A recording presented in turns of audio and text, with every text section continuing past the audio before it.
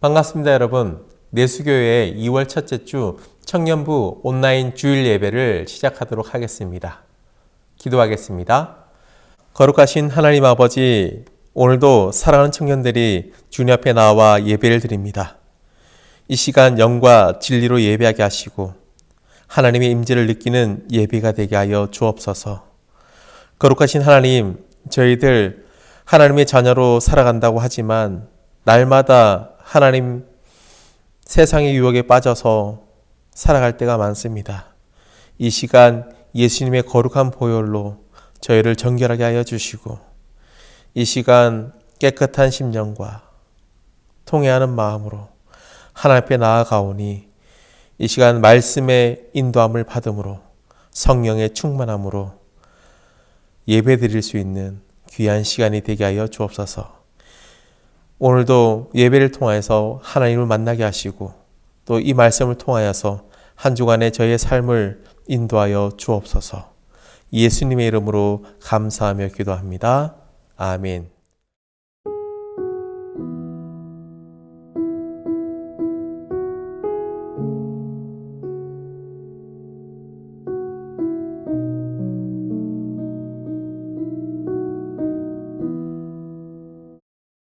사도신경으로 우리의 신앙을 고백합니다. 나는 전능하신 아버지 하나님 천지의 창조주를 믿습니다. 나는 그의 유일하신 아들 우리 주 예수 그리스도를 믿습니다. 그는 성령으로 잉태되어 동정녀 마리아에게서 나시고 본디오 빌라도에게 고난을 받아 십자가에 못 박혀 죽으시고 장사된 지 사흘 만에 죽은 자 가운데서 다시 살아나셨으며 하늘에 오르시어 전능하신 아버지 하나님 우편에 앉아 계시다가 거기로부터 살아있는 자와 죽은 자를 심판하러 오십니다.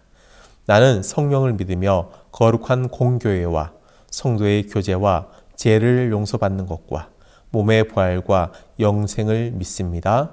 아멘. 오늘 우리에게 주시는 하나님의 말씀은 마태복음 4장 1절로 11절까지의 말씀입니다. 마태복음 4장 1절로 11절까지의 말씀입니다. 함께 읽겠습니다. 그때 예수께서 성령에게 이끌려 마귀에게 시험을 받으러 광야로 가사 40일을 밤낮으로 금식하신 후에 줄이신지라.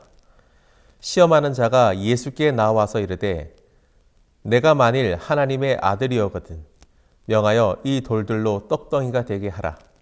예수께서 대답하여 이르시되 기록되었으되 사람이 떡으로만 살 것이 아니요 하나님의 입으로부터 나오는 모든 말씀으로 살 것이라 하였느니라 하시니. 이에 마귀가 예수를 거룩한 성으로 데려갔다가 성전 꼭대기에 세우고 이르되 내가 만일 하나님의 아들이거든 뛰어내리라. 기록되었으되 그가 너를 위하여 그의 사자들을 명하시리니 그들이 손으로 너를 받들어 발이 돌에 부딪히지 않게 하리로다 하였느니라. 예수께서 이르시되 또 기록되었으되 주 너의 하나님을 시험하지 말라 하였느니라 하시니.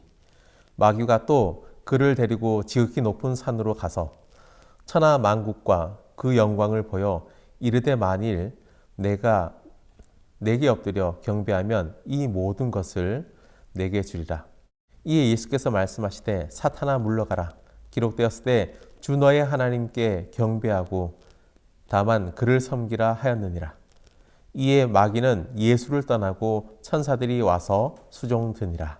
아멘. 우리가 믿음 생활을 하다가 보면 시험을 질 때가 참 많습니다. 경제적인 문제로 시험이 들기도 하고 또 사람과의 관계 때문에 힘들어서 시험에 들기도 합니다. 육신적인 연약함으로 인하여서 시험이 들기도 하고 또 여러 가지 각양각색의 모양으로 시험에 들고 믿음이 흔들리기도 합니다. 하나님과의 관계가 멀어질 때가 종종 있습니다. 이런 시험 때문에 말이죠. 성경에서 시험이라고 하는 두 종류의 단어가 있습니다. 하나는 테스트고요. 하나는 템테이션입니다. 먼저 테스트에 해당하는 이 시험은 이 시련이라는 의미로 사용되기도 합니다. 여러 가지 시련의 종류, 시험의 종류가 있지만 이것은 우리의 믿음을 강하게 하기 위하여서 하나님께서 허락하시는 연단의 과정입니다. 성경에서 대표적인 예가 욥이 있겠습니다. 이 욥은 온전하고 하나님을 경외하는 사람이었습니다. 악에서 떠난 사람이었고요. 사탄은 하나님께 욥이 어떻게 까닭없이 하나님을 경외하겠습니까? 그의 풍성하신 소유를 치시면 당장 하나님을 욕할 것입니다 라고 말했습니다. 하나님께서는 사단으로 하여금 그래 욥의 재산과 그의 가족을 뺏어가게 하고 그의 몸도 상하게 하는 엄청난 시험을 허락하셨습니다. 하지만 욥은 그 시험을 믿음으로 이겨냈습니다. 그 입술로 하나님을 원망하지 아니하였고 오히려 고통 가운데 그를 단련하셔서 순금같이 단련시키시는 하나님을 신뢰하였습니다. 시험을 통과하면 우리에게는 큰 유익이 있죠. 그것은 바로 우리의 믿음이 강화해져서 더욱더 하나님을 신뢰하게 된다라는 것입니다. 그래야 해서 하나님의 일꾼으로 쓰임받게 되는 것이지요. 야고보서에서는 이런 시험을 이긴 자의 축복이 기록되어 있는데요. 야고보서 1장 12절의 말씀을 보시면 시험을 참는 자는 복이 있나니 이는 시험을 견뎌낸 자가 주께서 자기를 사랑하는 자들에게 약속하신 생명의 면류관을 얻기 때문이라 라고 기록되었습니다. 사랑하는 청년 여러분, 우리 모두 시험에서 승리하기를 바랍니다.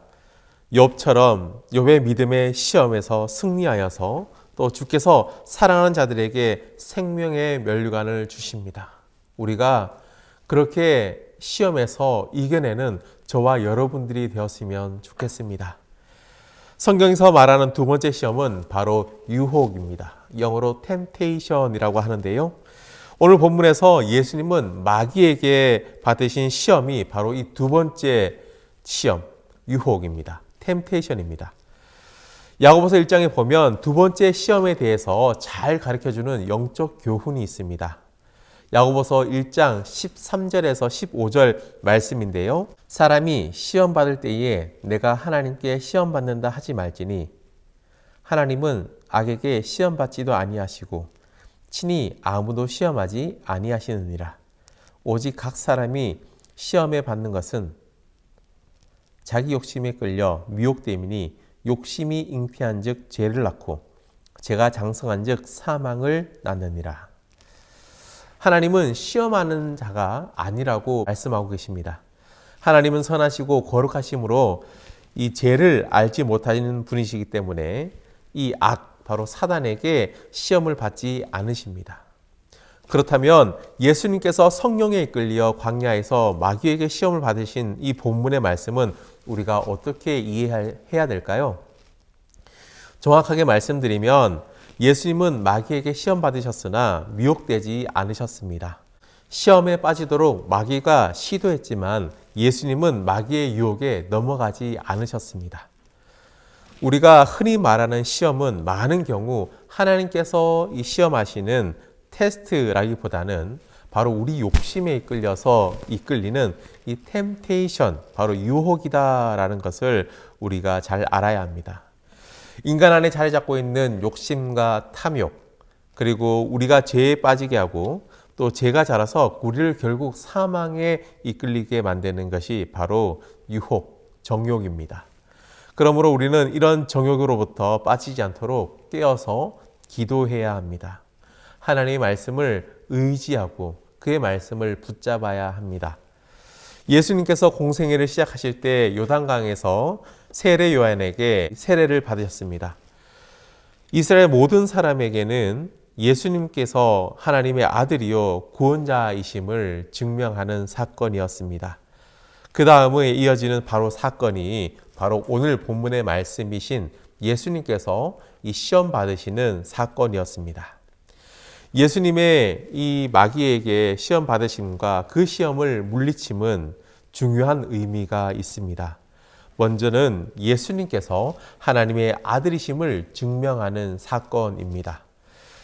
이 세상의 공중 권세 잡은 자, 바로 사단의 괴계를 파하시고 또 하나님의 나라를 이루시는 하나님의 아들 되심을 나타내셔서 우리에게 보여주셨기 때문입니다.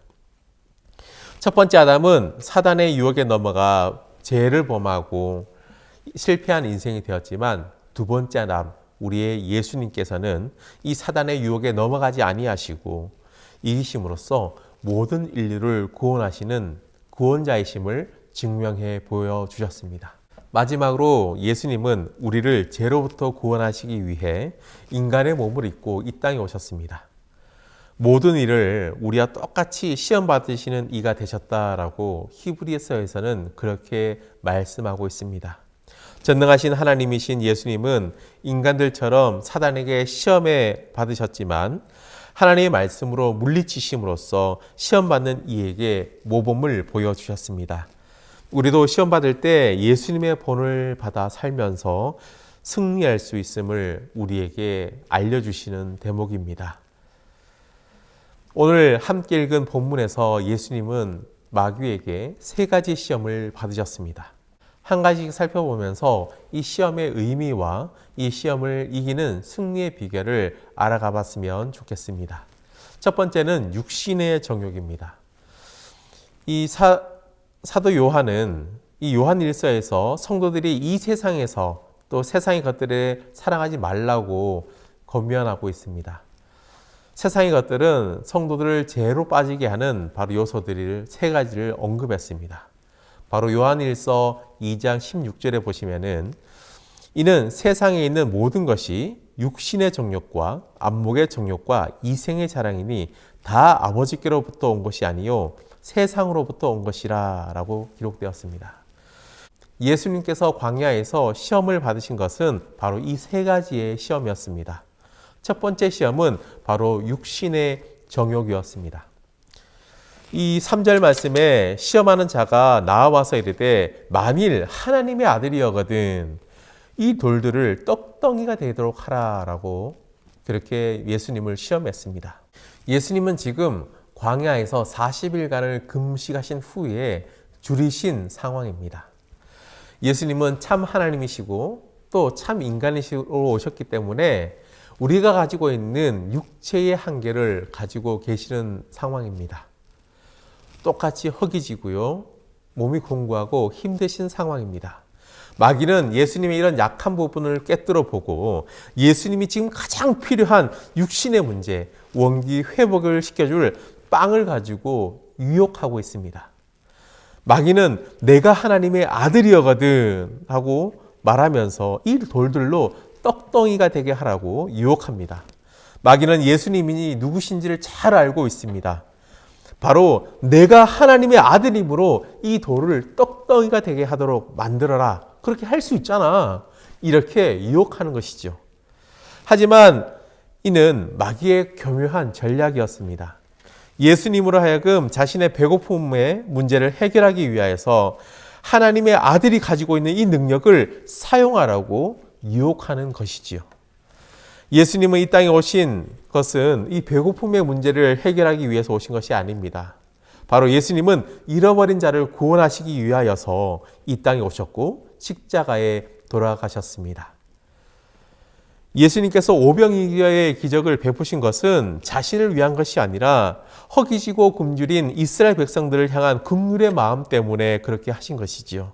단순히 빵으로 그들의 허기를 채우기 위해서가 아니라 하늘로부터 오시는 생명의 양식이 누구신지를 알게 하기 위하여서 이적으로 그것을 보여주신 것입니다. 마귀는 예수님의 이런 약점을 간파하고 유혹하기 시작했습니다. 창세기에 보면 이 먼저인 조상인 이 하와와 아담이 어떻게 마귀에게 시험에 속아서 넘어갔는지를 잘 보여줍니다. 사단이 이 뱀의 강교한 모양으로 나타나서 하와를 속였습니다. 참으로 하나님께서 동산의 모든 열매를 먹지 말라고 하시더냐 이렇게 하와에게 유혹했습니다. 하와는 동산의 모든 열매는 우리가 먹을 수 있으나 동산의 중앙에 있는 나무의 열매를 하나님께서 먹지도 말고 만지지도 말라 너희가 죽을까 하노라 라고 말씀하셨다라고 했습니다. 원래는 하나님의 명령은 하나님이 하와에게 명하여서 내가 임으로 먹되 선악을 알게 하는 나무를 먹지 말라. 먹는 날에는 반드시 죽으리라 라고 그렇게 기록되어 있습니다. 하와는 하나님의 말씀을 정확하게 기억하지 못했습니다. 사단은 그 약점을 교묘하게 이용했습니다. 사단은 너희가 결코 죽지 아니하리라. 너희가 그것을 먹는 날에는 너희 눈이 밝아져서 하나님과 같이 되어 선악을 알 줄을 하나님이 아심이라 라고 하면서 이 하와를 꼬셨습니다. 하와는 그 게임에 넘어가고 말았습니다. 하와는 마음속에 하나님에 대한 의심이 자리 잡게 되니까 선악을 알게 하는 나무의 열매를 보니 먹음직스럽기도 하고 또 탐스럽기도 하고 그 열매가 지혜롭게 할 만큼 탐스러워 보이기도 했습니다. 금난의 열매가 탐스러운 열매로 바뀐 것이죠.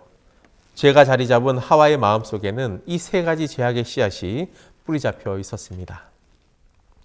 먹음직스럽게 보임, 바로 육신의 정욕이지요. 그리고 보암직하다라는 것은 바로 우리 눈이 보기 좋아하는 안목의 정욕입니다. 그리고 지혜롭게 할 만큼 탐스럽게 보인다라는 것은 바로 이생의 자랑을 이야기합니다. 사단이 예수님께 던진 첫 번째 유혹, 육신의 정욕이었습니다. 하나님의 아들의 능력으로 돌덩이를 명하여 빵이 되게 하는 것, 너의 배고픔을 해결하라 라는 유혹이었습니다. 사단이 예수님께 던진 첫 번째 시험은 우리 그리스도인에게도 유혹하는 강력한 시험이 됩니다. 사단은 이 세상을 살아가는데 물질이 무엇보다도 중요하다는 것을 잘 알고 우리를 꿰뚫어 보고 있습니다. 그리고 끊임없이 속삭입니다. 성경은 우리에게 물질은 악하다, 살아가는데 필요 없다라고 말하지 않습니다. 부자는 악하고 가난한 자는 선하다라고도 말하지 않습니다. 대신 하나님보다 물질이 앞서거나 또 더 중요한 가치의 우선순위에 있을 때 그것이 우상이 될 수 있다라고 경고합니다. 이 돈을 너의 주인으로 섬기지 말라라고 우리에게 명령하고 있습니다. 예수님은 이 시험을 어떻게 이기셨을까요? 바로 4장 4절에 예수께서 대답하여 이르시되 사람이 떡으로만 살 것이 아니요 하나님의 입으로부터 나오는 모든 말씀으로 살 것이라 하였느니라. 이렇게 하나님의 말씀으로 이기셨습니다. 예수님은 이 떡의 유혹을 단호히 물리치셨습니다. 이 물질 중심의 삶을 살라는 사단의 계략을 단호하게 물리치시고 넘어가지 않으셨습니다. 인간은 흙으로 지음받은 연약한 육체를 가진 존재임이 틀림없습니다. 하지만 인간이 짐승과 다른 것은 하나님의 형상으로 지음받았고 하나님께서 최초의 인간 아담을 만드시고 그 코에 생기를 불어넣어서 하나님과 영적으로 교제하면서 살도록 창조하셨다라는 것에 있습니다. 그러므로 우리는 이 육신의 필요를 다 채워도 영적인 필요, 하나님과의 관계를 맺지 못하면 영원히 죽을 수밖에 없습니다. 영적인 존재인 인간의 필수적인 영적 양식은 바로 하나님 입으로부터 나오는 모든 말씀입니다. 하나님의 말씀은 우리의 영혼을 살리는 양식입니다. 하나님의 말씀은 하나님의 감동으로 되었고 또 우리에게 교훈과 책망과 바르게 함과 의로 교육하기에 유익하다고 성경은 말하고 있습니다. 예수님은 신명기 8장 3절의 말씀을 인용하셔서 하나님께서 이스라엘 백성에게 하늘의 양식을 내려주신 이유는 바로 하나님 말씀에 순종하는 백성이 되게 하기 위하여서 하나님의 주인 되심을, 하나님이 공급자 되심을 깨닫게 하기 위하여서 하나님께서 그렇게 하셨다라고 말씀하셨습니다. 사람의 존재는 떡이 아니라 바로 하나님의 말씀입니다. 주님은 우리에게 말씀하십니다. 물질을 위해 살지 말고 하나님 나라와 의를 위해서 그렇게 먼저 구하는 삶을 살아라. 그리하면 그 모든 것을 우리에게 채워주신다라고 말씀하셨습니다. 물질의 노예가 되지 말고 하나님을 주인으로 섬기는 저와 여러분이 되기를 간절히 소망합니다. 두 번째, 마귀의 시험은 이생의 자랑입니다. 마귀는 예수님을 예루살렘 성전 꼭대기로 데리고 올라가서 내가 하나님의 아들이거든 뛰어내려라. 그리하면 하나님께서 천사들을 명령하셔서 내 발이 땅에 닿기도 전에 너를 구원하실 것이다 라고 말합니다. 이번에도 마귀는 시편 91편의 말씀을 가지고 예수님을 미혹했습니다. 마귀도 성경을 잘 알고 있습니다. 그런데 마귀는 성경을 자의적으로 왜곡되게 해석했습니다. 시편 91편 11절에서 12절 말씀에 보면 그가 너를 위하여 그의 천사들을 명하사 내 모든 길에서 너를 지키시게 하심이라. 그들이 그들의 손으로 너를 붙들어 발이 돌에 부딪히지 아니하게 하리로다. 이 말씀을 바로 하나님의 피난처로 삼고 하나님을 신뢰하는 자들을 하나님께서 보호하시고 지켜주신다라는 말씀인데요. 그런데 마귀는 이 말씀을 인용하여서 예수님을 보고 성전 꼭대기에서 뛰어내리면 하나님께서 사자들을 명하여서 너의 발이 돌에 부딪히지 않도록 할 것이다, 이렇게 말합니다. 이것은 성경의 진리를 왜곡하는 것입니다. 마귀는 하나님께서 살아계시다면 하나님의 아들이 성전 꼭대기에서 뛰어내릴 때에 천사들을 보내 즉시 죽지 않게 하실 것이다 라고 미혹하고 있는 것이죠. 이런 식으로 하나님을 시험하는 것은 합당하지 않습니다. 하나님께서 금하신 것입니다. 이스라엘 백성들은 광야에서 만나와 메추라기를 공급받고도 물이 없어서 하나님을 원망했습니다. 그런데 이것은 단순한 원망이 아니라 여호와께서, 바로 하나님께서 우리 중에 계신가 안 계신가 하는 바로 하나님을 시험하는 행위라고 성경은 기록하고 있습니다. 우리는 하나님을 시험하면 안 됩니다. 하나님께 나아가는 자, 그가 반드시 계신 것과 또 그를 찾는 자에게 상 주시는 이심을 믿어야 합니다. 그래서 예수님은 이 사단의 괴계를 꿰뚫어 보시고 신명기 6장 16절의 말씀을 인용하시면서 이렇게 말씀하셨습니다. 기록되었으되 주 너의 하나님을 시험하지 말라 하셨느니라. 바로 이 말씀으로 사단을 물리치셨습니다.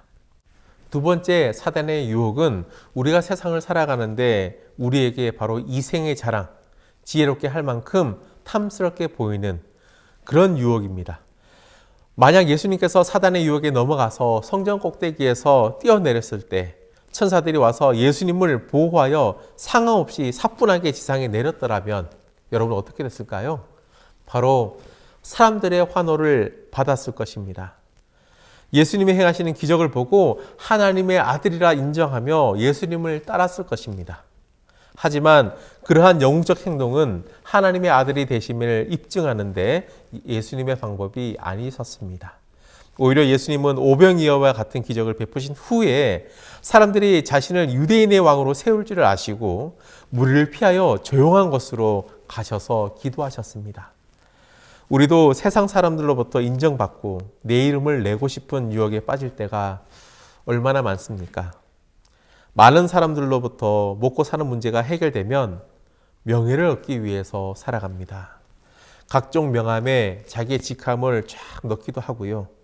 또 감투를 얻으려고 노력하기도 합니다. 하지만 허영과 권력을 쫓는 삶은 바로 하나님께서 기뻐하시지 않는 삶입니다. 우리 그리스도인은 이생의 자랑을 위해서 살아가면 안 됩니다.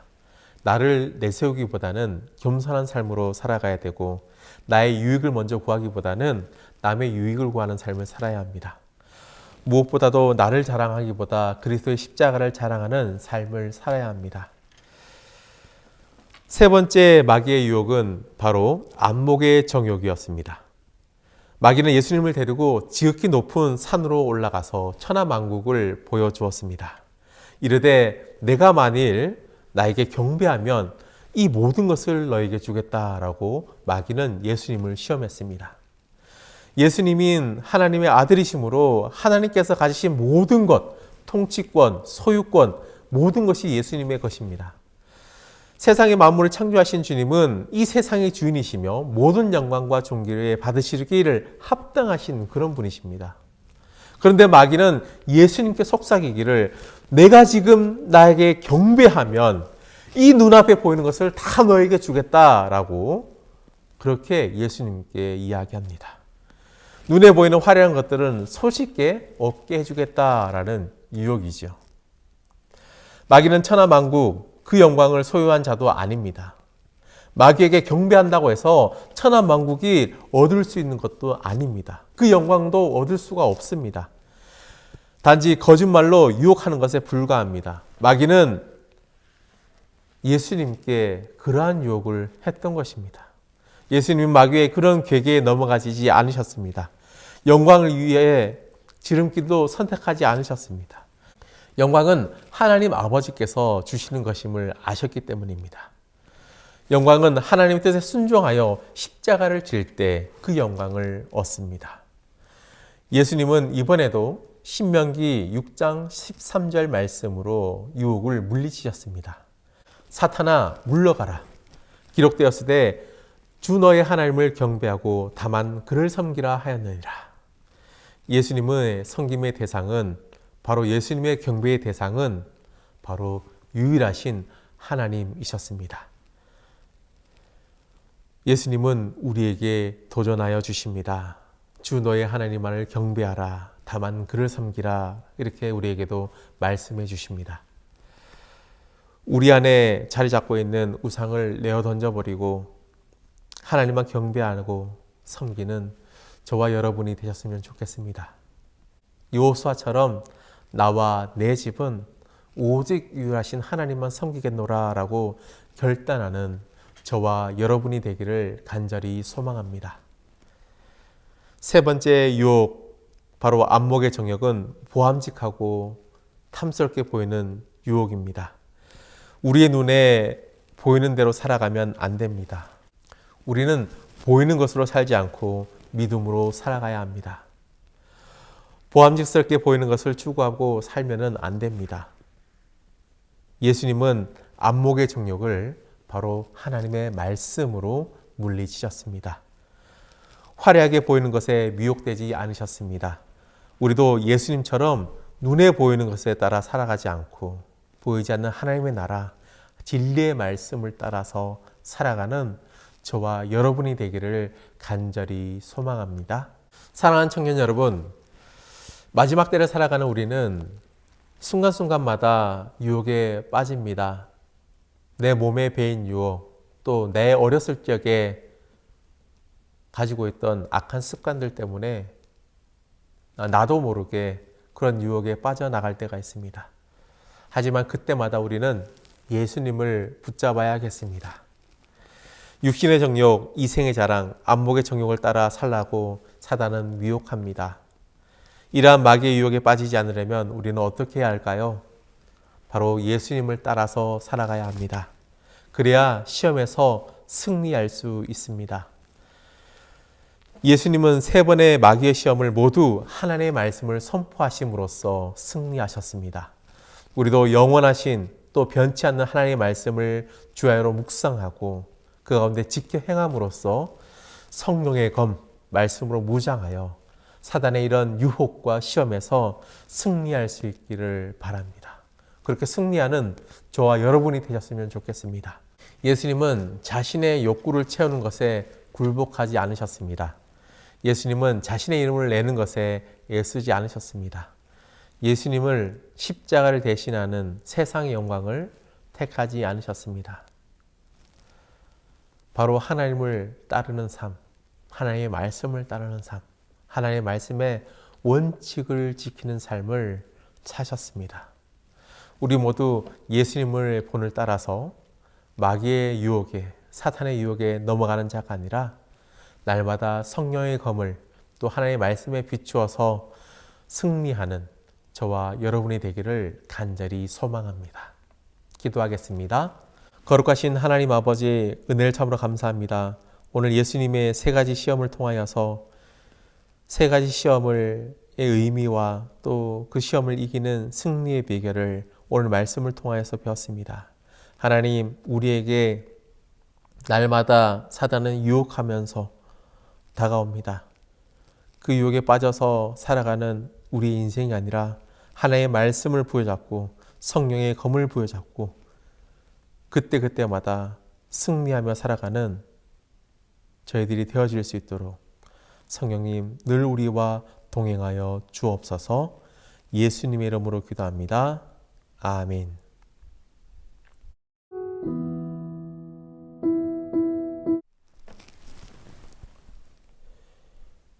이제는 죄와 사망의 법에서 우리를 구원하신 예수 그리스도의 은혜와 그 아들을 아낌없이 보내주신 하나님의 사랑과 성령의 교통하심이 모든 유혹 가운데 하나님의 말씀으로 승리하며 살아가기를 결단하는 모든 주의 자녀에게, 또 이 시간 영상을 통하여서 하나님의 말씀을 받아 결단하는 모든 이들에게 지금부터 영원토록 함께 계시기를 축원하옵나이다. 아멘.